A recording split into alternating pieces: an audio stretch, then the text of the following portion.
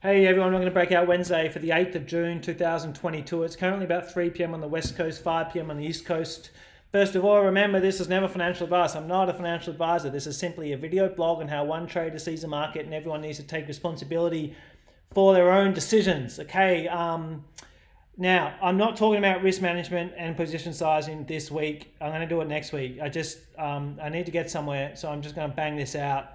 And I'm not sure if I have time to upload it till later, but the next week it just might take an extra 10 minutes or something. So next week, I promise. Here's a chart of the All Ords, which is cruising sideways slash kind of, if I had to say, it's looking like it's a bit heavy and wants to go down, but who the hell knows?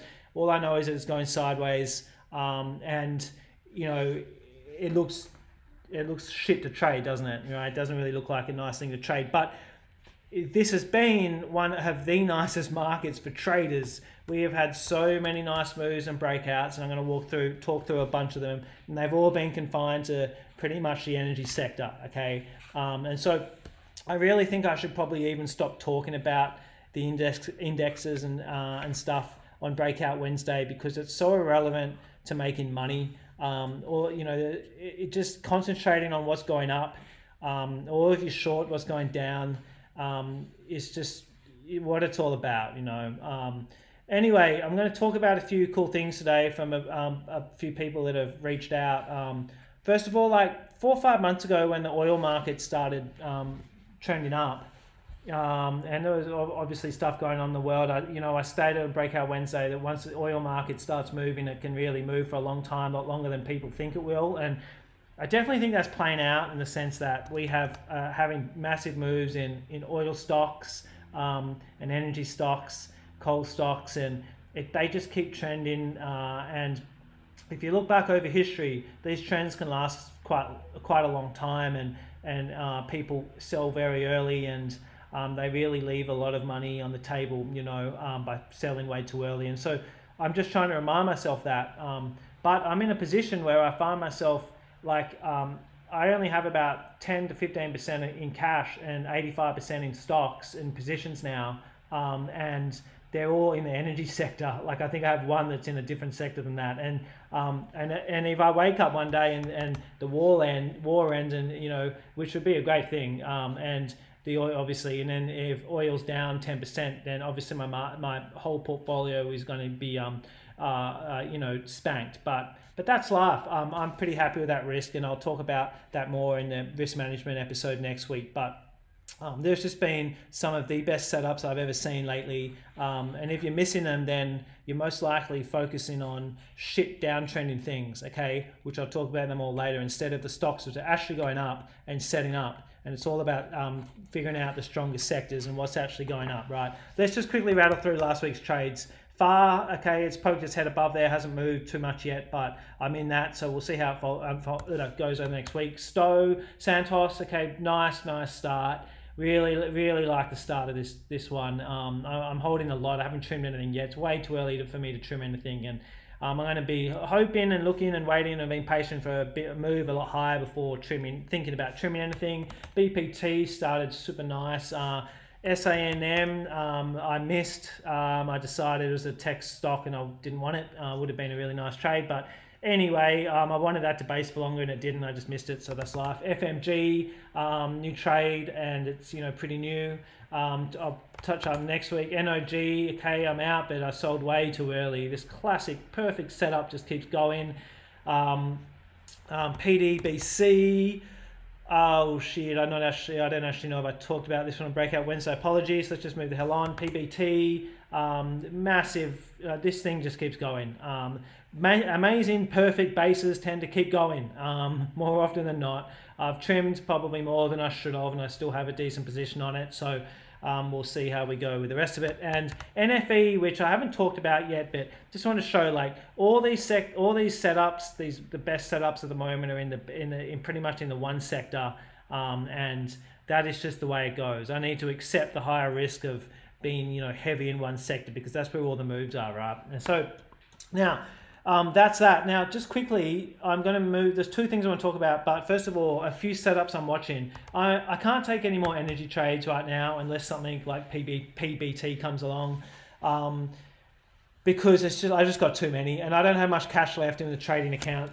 So therefore, I wouldn't mind a trade just in a different sector, and in a sector that seems to be holding up well to market dump days. Like if you look at the All Ords the other day, I think it was yesterday, we had this huge down day, and I'm looking at Flight Centre and some of these travel stocks, which really held up well. And Flight Centre is just sticking above all its moving averages here. The moving averages are all showing an uptrend. We've got real VCP. If you look at this is a 60-day moving average of volume. If you look at the volume during this whole pattern, it's been about half of the 60-day moving average, and we're just tightening. Okay, we've had an inside day today, and I kind of like the risk reward on that. It's not perfect because I much prefer horizontal bases. Like much prefer these horizontal resistance lines like Stowe, okay, Santos, okay. The FLT trade reminds me a bit of the Cochlear trade from a few weeks ago that I kind of got out for a small win here, and it's got these overhead supply and overhead resistance. It's far from perfect, but they can definitely give really powerful moves sometimes. I just think the probability is a tiny bit lower. But anyway,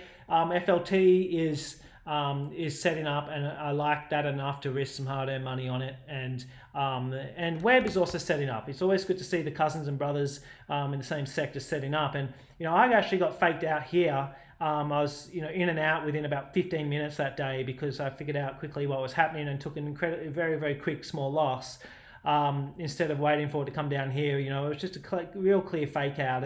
But then it's I never ever take things like that off the watch list. I just continue to watch it because then it will potentially set up again later. It's setting up now, but I just think I like FLT better. I can't explain why, I just do. So I'm going to wait and probably just trade one of those, not two. Now AEP, an electric power company that is setting up here, and it's had some lovely setups, hasn't it? Like boom, boom, and it loves to give these intraday wicks, and so it's I think it's important for me not to have very tight intraday stops in place in market, but and it's just setting up. I'd love some more right hand side, just some more churning and churning and churning for a few weeks, but that is setting up, and it's in a nice trend.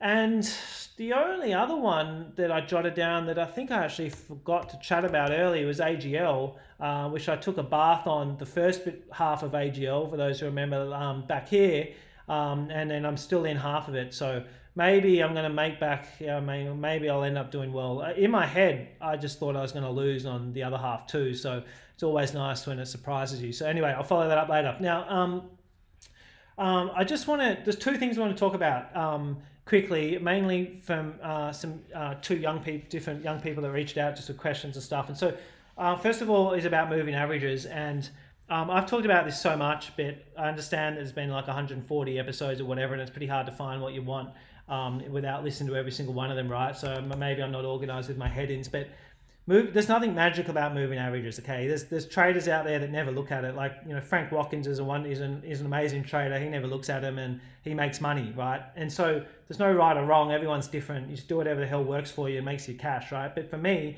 I like them because they provide me with a disciplined way to define trends. Okay, so obviously you can define trends as higher highs and higher lows, obviously I do that, but I also like to declare a trend as anything that's above its 200-day moving average and have all the moving averages kind of lined up. So here's where this thing really starts turning into an uptrend, right? And a lot of people will argue that if it's lagging and you're going to miss most of the move, which is complete absolute bullshit, because if you study history, I think something like if you read Mark Minervini's books, and he's done the stats on it, 90% of the biggest moves in stocks happen when stocks are already above their 200-day moving averages. Okay, there's one of the most famous fund managers of all time, Paul Tudor Jones, has this famous quote that bad things happen below 200-day moving averages, and that is just like one of the best quotes ever, because it does. Like when you get stuck in 30% gap downs, it tends to be on piece of crap stocks that are already in downtrends. Okay, and so